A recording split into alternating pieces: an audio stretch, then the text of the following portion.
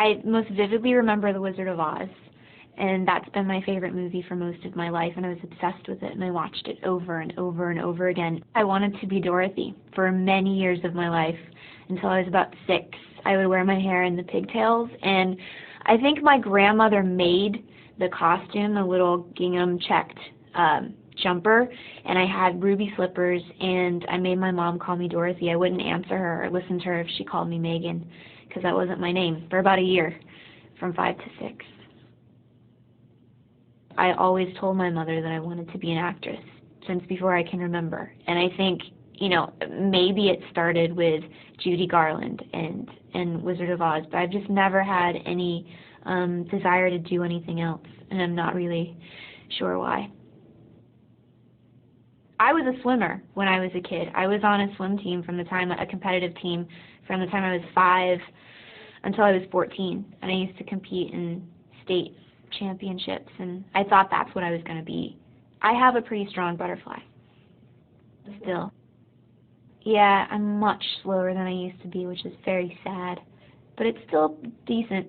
My form is there, the speed is gone. The first legitimate thing I booked was a straight-to-DVD film with Mary-Kate and Ashley Olsen called Holiday in the Sun. I think my character's name was Brianna, if I remember, and she was a mean girl. She was the spoiled, rich, nasty sort of alpha female that picked on the nice, sweet, blonde Olsen twins. I don't know if people try to typecast me as that. I think I just sort of, for whatever reason, fell into playing a mean girl, and I think more so because there are many more blonde actresses than there are brunette actresses. And so the chances of the heroine being blonde are statistically greater, and so then you want a visual opposite to portray the evil girl, and I am that opposite, I guess. Growing up when I was little, I liked X-Men because my older sister collected X-Men comics, and then when I got to be about 11 and 12, I discovered one called Gen 13.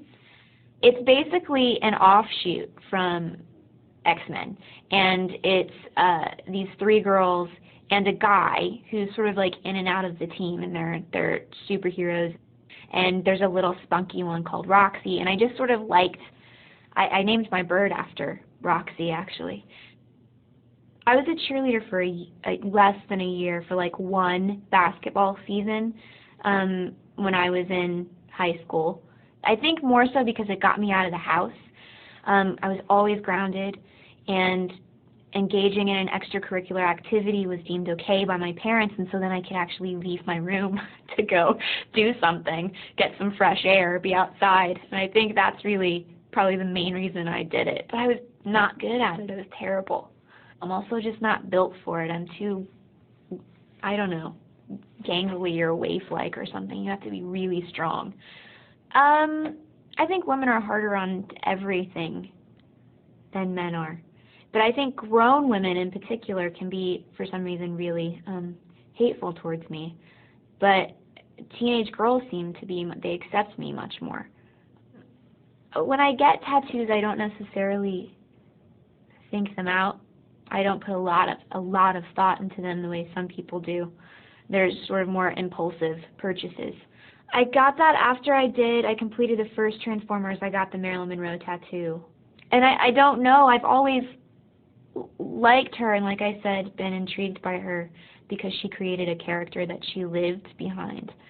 So she was always playing a character within a character in all of her movies, which I think is, the psychology behind that is very interesting.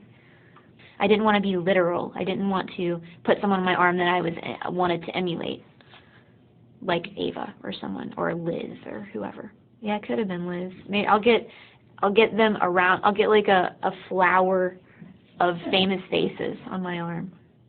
When I got the call that I've been offered the spot to host SNL, I didn't really want to do it because I'm so terrified and just I become frozen when I have to speak in front of large crowds of people. But obviously you don't say no to something like that because it's an unbelievable opportunity. So I did it, and I went. I'll never watch my episode ever. I can't. That gives me a panic attack thinking about it right now. Maybe like after I've had children and there are just so much, and there are more important things in life then I'll be able to sit back and watch and go, who cares? I would say I'm a cat person, even though most cat people are so strange. People that admit to being cat people are always so bizarre. Like, whenever I go to work out, my pants are always covered in cat hair. It's so embarrassing. Like, I'm that person. I'm that lady that goes out with cat hair all over her pants.